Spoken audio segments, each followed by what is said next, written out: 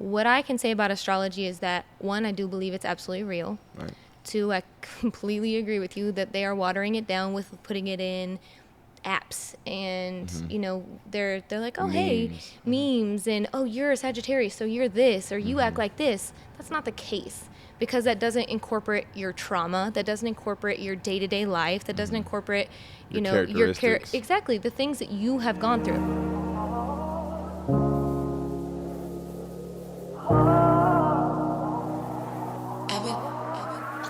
I done been through so much shit you couldn't fantasize it. Trying to speak on what I lost, but I could never find it. I'm sorry if I get that love. Welcome back to Opinionated the Podcast, Season 2. I'm your host, Joshua Hicks, and alongside me, as always, is my brother from another mother, Ree Washington. And today, we have a special guest with us, Ashli Mays. How are you, Ashli? I am good. How are you? I'm doing great. Glad to have you on the show. Thank you. Ashli, tell the people a little bit about yourself. Well, I am currently working on creating my business as a life coach. So that's kind of my main focus right now. Yeah. And I mean, like, what got you into being a life coach? Because, I mean, a lot of people try to poke their foot in there, but they don't necessarily have the credentials to be a life coach. So tell us a little bit about what is a life coach and what made you want to do it. Of course. So I am a little bit more on the holistic side of things. So I believe that, we all go through things and we all have trauma. I have just been lucky enough to learn what that trauma is and learn how to heal it myself. So that's kind of why I do what I do. I don't want to be a therapist, because I feel like if I'm a therapist, I'm put in a box. But if I do it on a holistic side, if I'm a life coach, then I am able to kind of do things my own way versus having to do it by someone else's standards. So I like that a little bit better. I have some clients who they like to sit down at a table and they have a glass of wine while I sit there and listen. When you're a therapist, you can't allow your client to have a glass of wine in front of you, you know? So that's kind of why I've decided to do it this way. And a life coach for me is someone who's here to help guide you to your goals, whether that be, creating the life you want, whether that be healing the trauma you have, which in turn plays into all of it. So it kind of goes along that route. And like on that journey to being a life coach, obviously a person has to look at themselves in the mirror and clean up their souls first. So like, how did you go about that process? So I honestly started all of this when I had a failed relationship. There was someone I loved dearly and the relationship failed. And I had to stop and take a look at myself and realize, I've had this failed relationship and this failed relationship, and at some point you got to stop blaming everybody else, and you've got to start looking in the mirror. You've got to start realizing your role you play in your own life. And that's when I started learning, when you start to heal yourself, you start to attract the people who are on that same level that you're on, so you're able to maintain relationships, not just with a partner, but also with friendships and bit like your business relationships as well. You start to attract things that are more in alignment with a healthy, like having a healthy boundary and having, just a healthy mentality in general. Do you think it turns selfless? You know what I mean? It gives you that different approach, how you approach every relationship, like you said, businessship, partnership, everything. Absolutely. So to kind of circle back around, when you had spoke about healing, so you had to heal yourself first. What are like techniques, or there's different ways that, in a sense of ways that people can heal themselves? Like where does it start? So for me, it started at looking at my behavior. What do I do every day that plays into the role that I'm creating for myself? I believe we are all creators of our own reality. Right. So a lot of us don't realize that, and we don't own how powerful we are. So when you own it and you start to pay attention to, so what I started doing was I started journaling every day. I would journal about my day.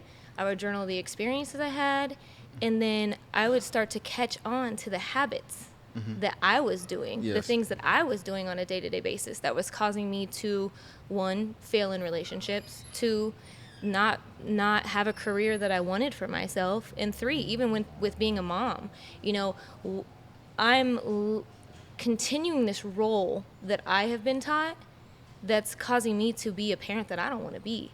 I had to break those generational curses, those cycles that I've been taught to lash out, to come from a place of anger, to demean my children. I didn't want to be that. Right. So that's really where I started, mostly with journaling. Then I started doing what's called inner child work. You know, everything we experience in life, all our triggers, all of our hurt, it comes from something that happened to us when we were a child. That's where the trigger starts. So tying the trigger back to the childhood memory, and then basically going back in time and comforting myself as a child really helped release that trauma, and it helped release that negative association with the emotions that I had then. So now I'm able to release it all together, and it no longer is an issue for me. And even with your patients, when you're working with them, like, do you see like their trigger is from their childhood? Like, you see that often? Every single one. Wow. It's learning how to tie it back to that. That's the hard part. That's where the journaling comes in. I think most people, just in my personal experience or like opinion, I think somebody will say something, oh, this triggered me, and I think it's more of they think they do a little groundwork and it's over with. And then again, like you said, like that repetitive, saying, why am I going through this? Why does it keep happening?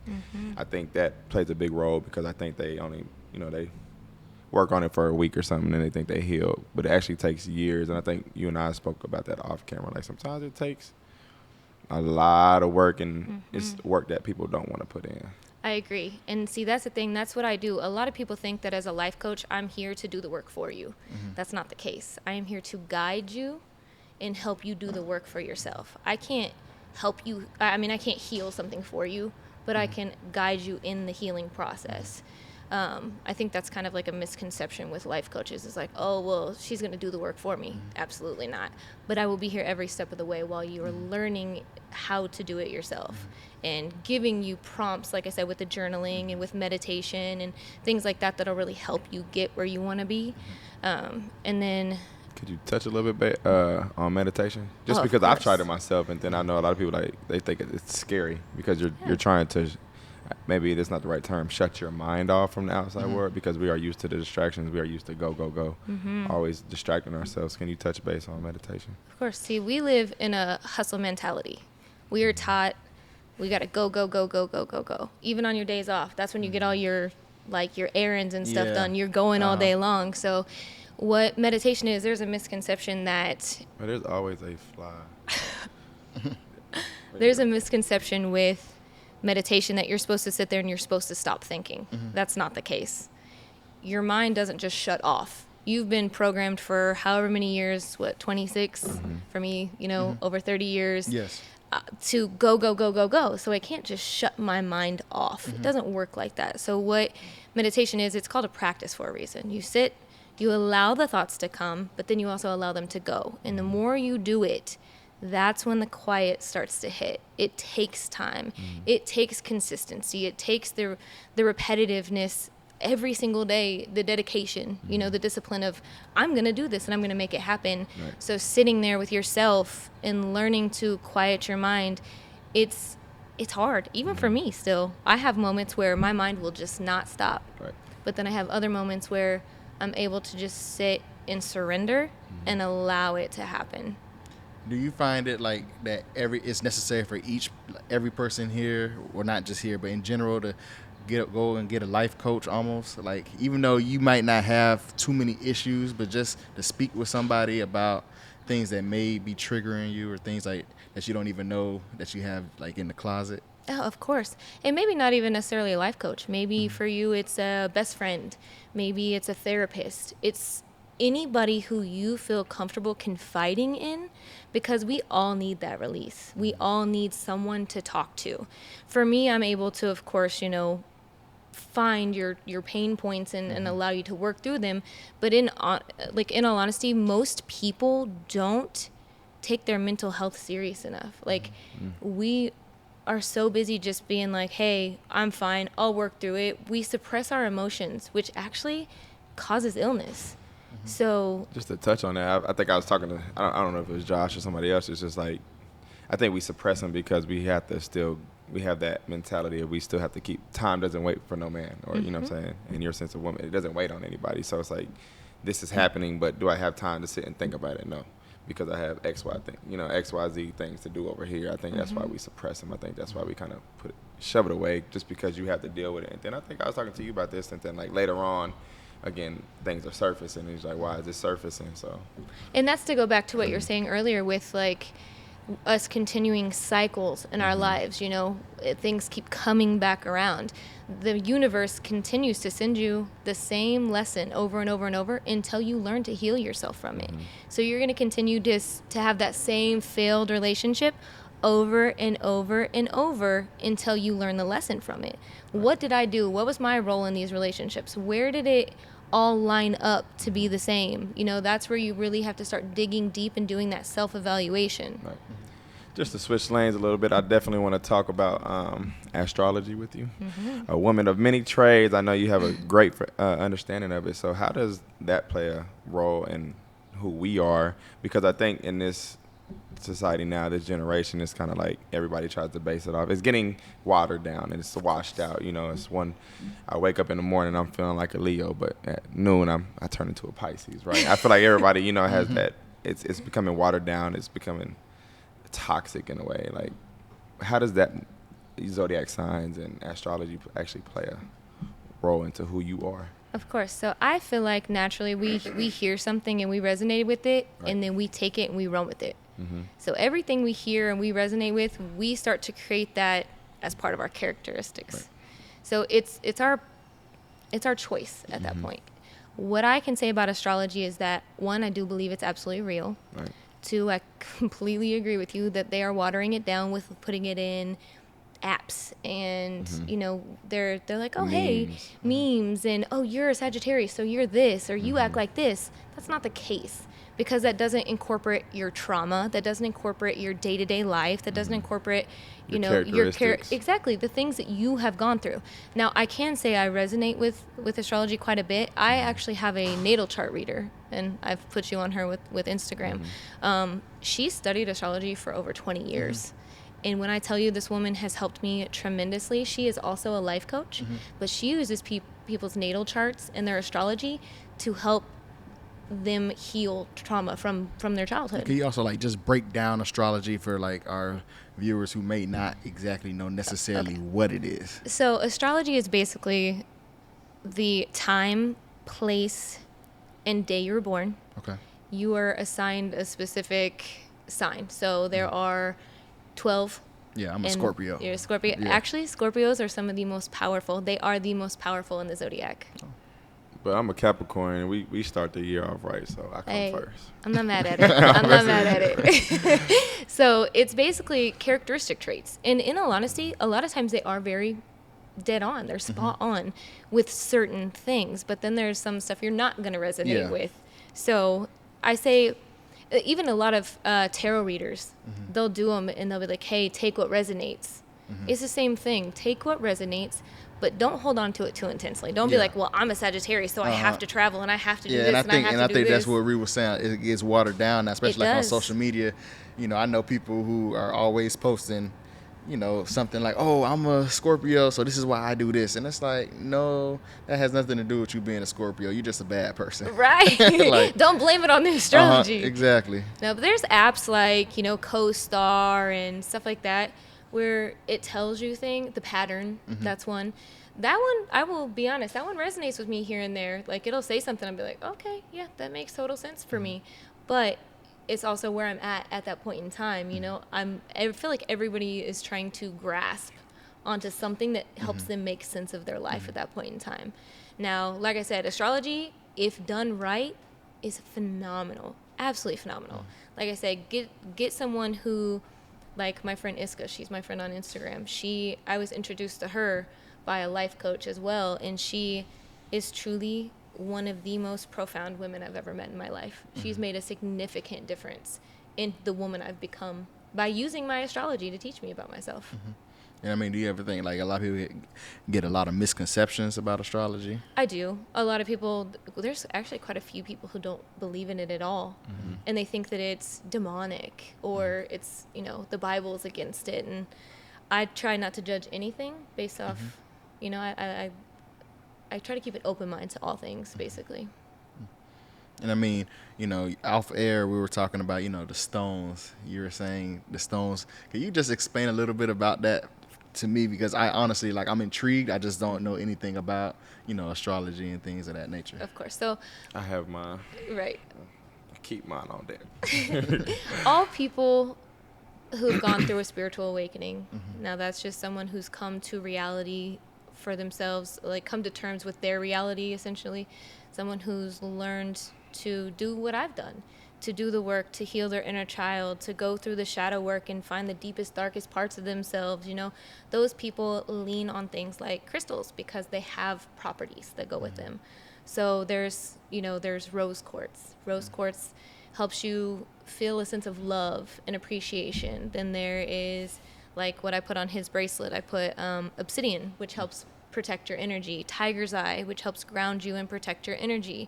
We use these things and we don't pay attention to how much they actually play a role when you start to realize. So I'm an empath. Let me just break it down like this. I was definitely going to circle to that. Right. I'm an empath. So what that means is that I feel other people's emotions. Okay. I feel their emotions. I feel their anger. I feel their hurt. I feel their pain. I feel their joy. So just imagine me in a crowded room full of people. I don't just feel one. I feel all of it. So these crystals help me protect my energy. They basically keep my energy to myself and other people's energy to their self. So I'm not taking on all that anymore. I'm able to observe but not absorb. So I can, and actually my friend Chanel taught me that. She's like, stop absorbing other people's energy. She's like, you have to learn to observe it without taking it on. And I was like, man, when she said that, it resonated so hard. Because like I said, I've worked at Verizon for 4 years. Now I help 30 plus people a day. Imagine how exhausted I am when I go home after taking on 30 people's energy every single day. I'll feel bad if you were a teacher like me. I used to be a teacher. Oh man, so those are even worse, huh? I was a early education teacher, so I felt all those little kids. They were just all, and it's beautiful. It's such a beautiful, innocent energy too, but it's just a lot of energy. So just to be transparent, I think that's how we kind of met. You know what I mean? I didn't know what was going on, and I didn't know that. I had an idea of what I was, but I didn't until you kind of broke everything down to me about being an empath, and it was crazy how you said, I texted you the other day, how am I able to read energy so well? And when I tell people that, they think it's something, surface level. I might know, I actually could it's like when somebody's talking to me and they're telling me something, I hear the things that they're not saying, but everything they're telling me, I'm like, okay, you're just saying that to kind of help you be okay with how you actually feel. And it's just no, I can hear the things that you don't tell me. And Absolutely. then when I say something about it, they feel weird or awkward about it, then it's, that relationship is cut off, whether it's a friendship or anything. It doesn't work out because it's just nah, this is what I actually hear, is the thing that you don't say. So exactly, because everybody, just like they do on social media, they give you a perception of themselves. Right. They allow you to see what they want you to see.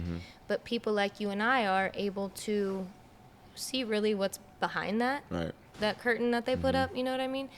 And a lot of people get so overwhelmed with it, they think it's a bad thing. Right. But in all honesty, it's a gift.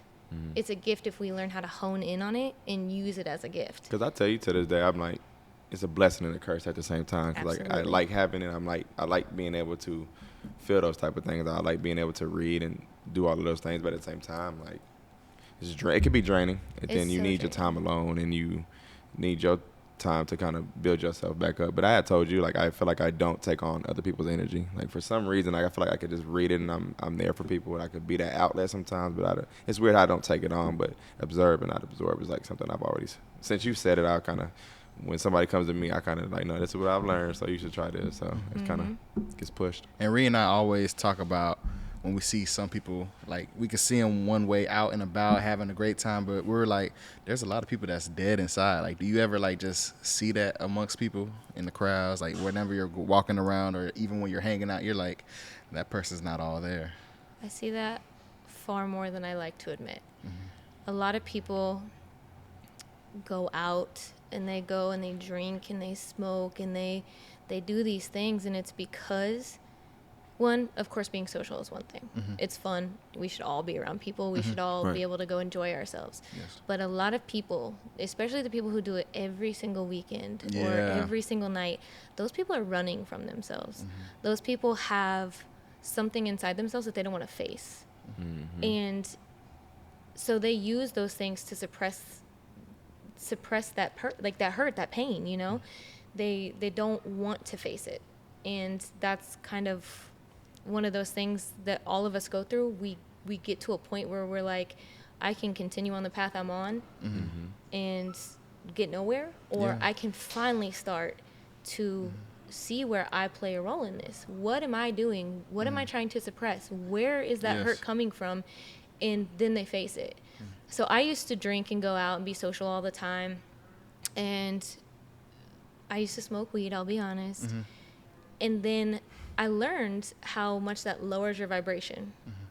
And I feel like we're all vibrational beings. So, you know, the more I stopped using those things, the more I discovered who I was, as odd as that sounds. So I stopped smoking, I stopped drinking, I stopped doing all these things. And then after I did that, I felt more alive than I ever have. And it was because I was able to face that hurt and face that pain and face that shame that I was holding. You know, I feel like we all carry shame for stuff we've done or things we've allowed to happen to us. And so we suppress it. And so by releasing those suppressants, a cousin of mine, she actually passed away a little over a year ago, because she was dealing with so much pain. She couldn't take it. And so she used drugs to suppress it. And unfortunately, that's what took her life. I say it all the time. Like, when it gets dark and you're alone, them demons be kicking people's ass. And just to kind of circle back around, could you talk a little bit about frequency and vibrations? Of course. So I believe that we're all energy. It's a proven fact, actually, that we are all energy, and energy doesn't die. But what you can do is you can manipulate energy. So how you do that is by raising or lowering your frequency. So alcohol is actually an Arabic word that it's the derivative of the word al-kul, which means body eating spirit. Oh, wow. So how often have you heard of someone, or you yourself, gotten drunk and done something out of character? So what that does is it's basically allowing something to possess you Yeah.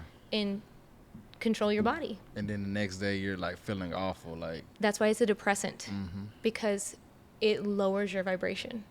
So when you stop drinking and you stop smoking, and a lot of spiritual people do smoke, in all honesty, it plays a big role too. That's why they are at a certain point without that full-blown breakthrough.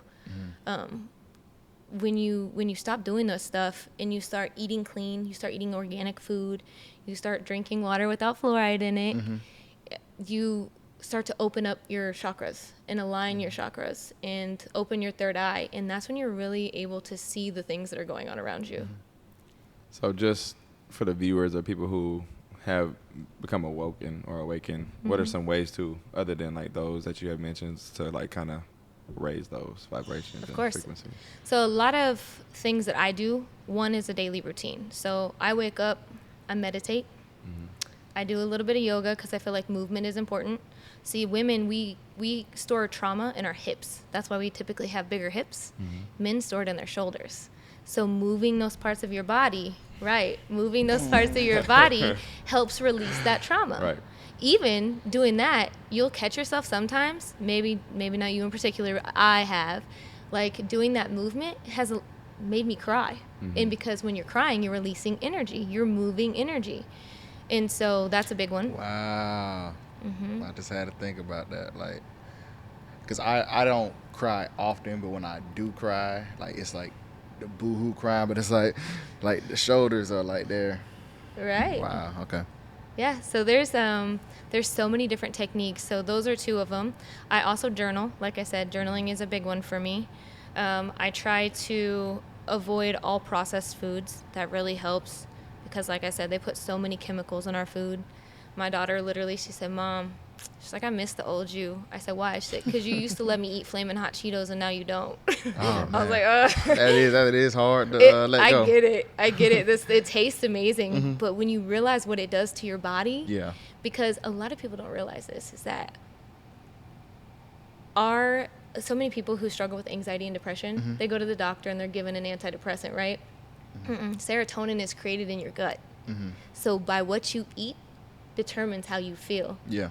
So if you're eating the right foods and you're eating clean and you're not adding those chemicals to your body every day, you'll see yourself changing. You'll feel yourself changing. Because I told Ree that, like, I went without meat for like 4 or 5 days, but I was like the first 2 days, of course, it was hard, and like towards like the end, I was like, man, this feels good. But of course, I broke, because I mean that's just what I've been doing for so long. But I do always, float back and forth about whether or not I should, go back on that path and try it again. I'm actually a vegetarian.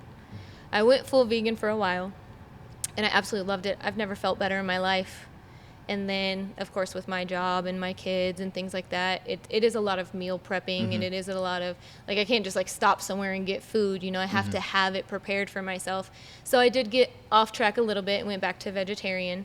But even with that, like, I still cut meat out, because the way that I see it is Dr. Sebi. Yeah. He's the one that healed AIDS and cancer and all of those things. He says that when you're eating meat, you're eating dead carcass. You are eating dead, because like I said, everything is energy. So if we're eating animals who were slaughtered, we're taking that energy they were carrying at that point in time and we're consuming it. So we're taking on their fear pain and anxiety and pain, right? Just They know. I mean to cut you off. I actually heard this TikTok. It was just like the meat you eat, don't eat meat. Exactly. It's crazy how you said that. So. And if you watch stuff like Seaspiracy or What the Health or I like that. Cowspiracy, you'll watch these things and you will find actual facts that are put out there if you actually look for them. See, none of this information is put in front of our face. You actually have to want to know it. You have to want to be able to find that information to find it. But those things show you actual facts on how, one, the animals are treated, which is just disgusting. 2, what you're actually eating.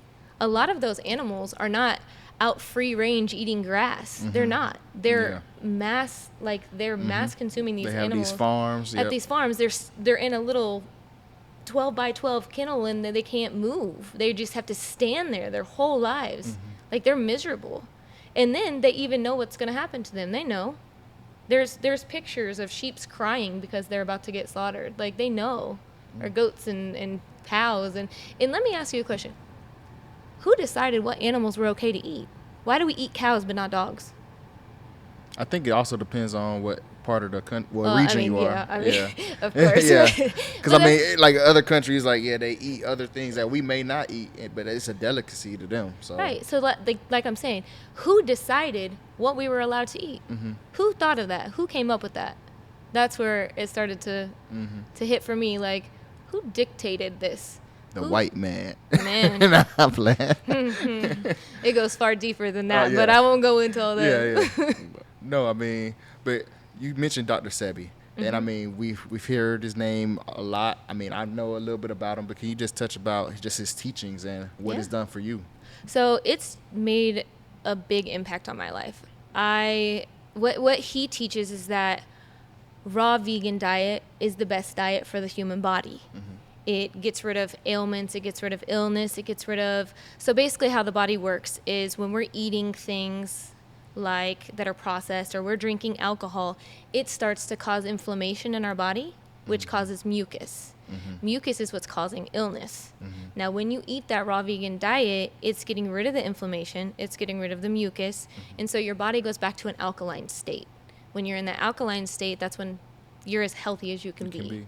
And he healed. They actually arrested him because he was false advertising. Talk about it. Yeah. Right, false advertising saying he could heal cancer. They're like, he's like, let me show you. So he brings in, they say, bring in 5 people who you've healed cancer. He brought in 75. I believe it was 75 people who he had healed AIDS, diabetes, and cancer.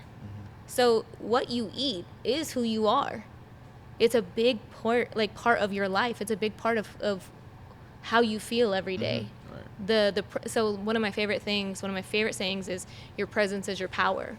It gives you that power of being able to be at this high vibe frequency. I strongly believe that, because some people, when they walk in, their presence is, you just feel it. You feel it. All eyes are like straight at them. Absolutely. Wow. Ashli, how can you the people get in contact with you? I do have Instagram currently. I'm working on getting my website all the way up and running. But my life coaching website is Meraki Coaching 117. Can you spell that for the people? It's Meraki. Gotcha. Yes. He's Ree Washington. I go by the name of Joshua Hicks. That wraps up another great episode of Opinionated the Podcast, Season 2, Kansas City. Love, always. She said, why is it when I call that you always hit decline? Cause every time I pick up, it's the same thing every time. You ask me how I'm doing, and I tell you that I'm fine. Trying to match these demons that I sing about every line.